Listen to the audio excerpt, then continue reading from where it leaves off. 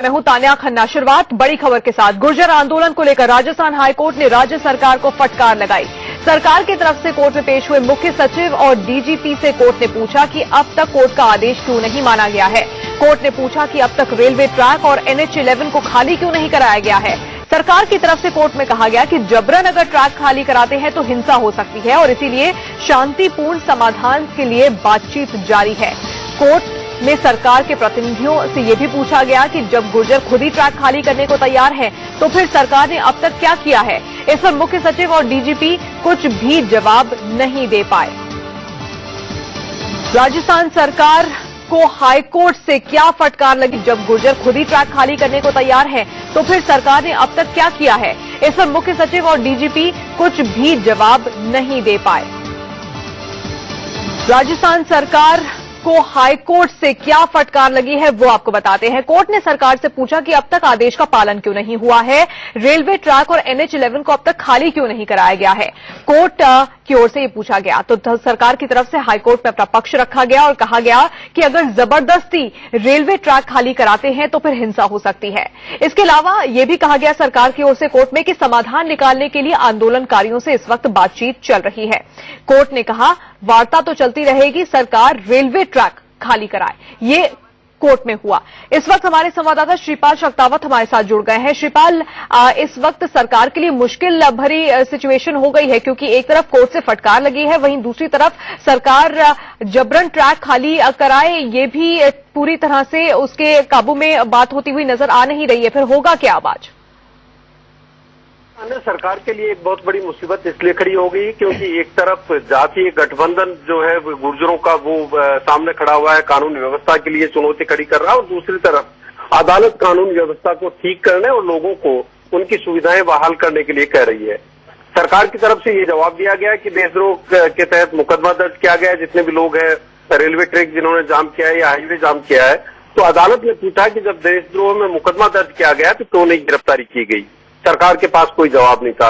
सरकार के पास इस बात का भी कोई जवाब नहीं था कि जब अदालत ने रेलवे ट्रैक खाली कराने का आदेश दे दिया है, नेशनल हाईवे नंबर 11 को खाली कराने का आदेश दिया है, तो उसकी पालना क्यों नहीं हुई। और खास तौर पर उस स्थिति में जब गुर्जर भी कानून का आदेश मानने को, अदालत का आदेश मानने को तैयार है, तो सरकार के पास उसका भी जवाब नहीं था। सरकार लगातार कानून व्यवस्था का हवाला देती रही, हिंसा की आशंका जताती रही और जब जब अदालत में फटकार लगाई तब तब मुख्य सचिव और डीजीपी राजस्थान अपनी गर्दन झुकाए खड़े रहे। बिल्कुल, कुल मिलाकर कोर्ट से फटकार लगी है, लेकिन वहीं दूसरी तरफ आज फिर से सरकार और गुर्जर नेताओं के बीच 5वें दौर की आज बातचीत होने वाली है। इस बैठक में आज बैसला भी शामिल हो सकते हैं। बैठक में शामिल होने के लिए बैसला जयपुर के लिए रवाना भी हो चुके हैं। इससे पहले कल चौथे दौर की बातचीत बेनतीजा रही।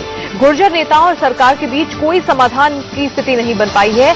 अब आपको सुनाते हैं जयपुर रवाना होने से पहले बैसला ने क्या कहा, उनसे बातचीत की है हमारे संवाददाता जसवंत सिंह। जयपुर वार्ता के लिए कर्नल बैसला समाज की अनुमति लेके यहाँ से रवाना हो रहे। कर्नल साहब हमारे साथ। कर्नल साहब, आप जयपुर वार्ता के लिए जा रहे, कुछ सरकार से बुलावा आया था या किस तरह से? क्या बुलावा आया था? 4 बार वार्ता हो चुकी है, विफल लगातार रह रही है। वहां से जो वार्ताएं रही उसमें क्या कुछ निकल के अब तक सामने आ रहा है? ये सब दोनों पार्टियों के एटीट्यूड के ऊपर निर्भर करता है। मेरा एटीट्यूड, मेरा दृष्टिकोण सदैव पॉजिटिव रहा है और मैं पॉजिटिव बात करने में विश्वास रखता हूं। अगर कोई चाहे, सच्चे मन से काम करे और इच्छा शक्ति हो तो क्या असंभव है।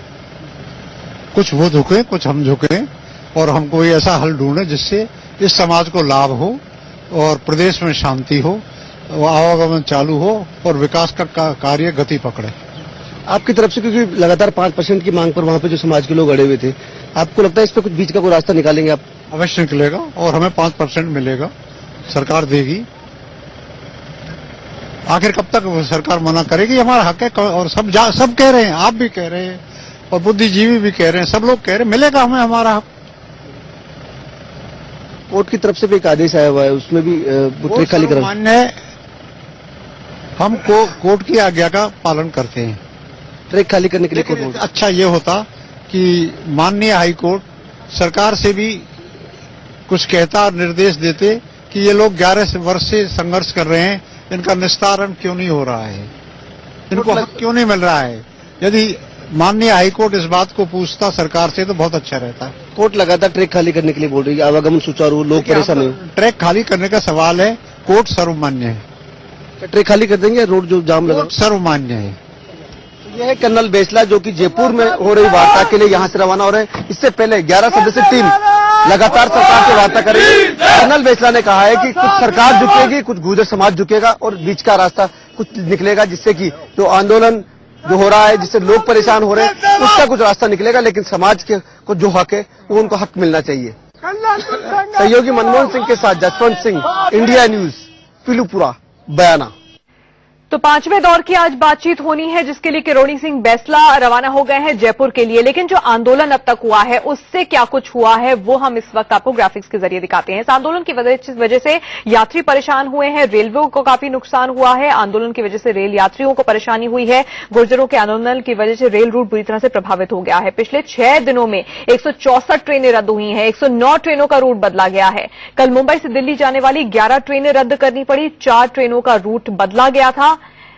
रेलवे को 80 करोड़ रुपए से ज्यादा का नुकसान हो चुका है अब तक इस आंदोलन की वजह से। साथ ही कई ट्रेनें 10 से 12 घंटे की देरी से भी चल रही हैं।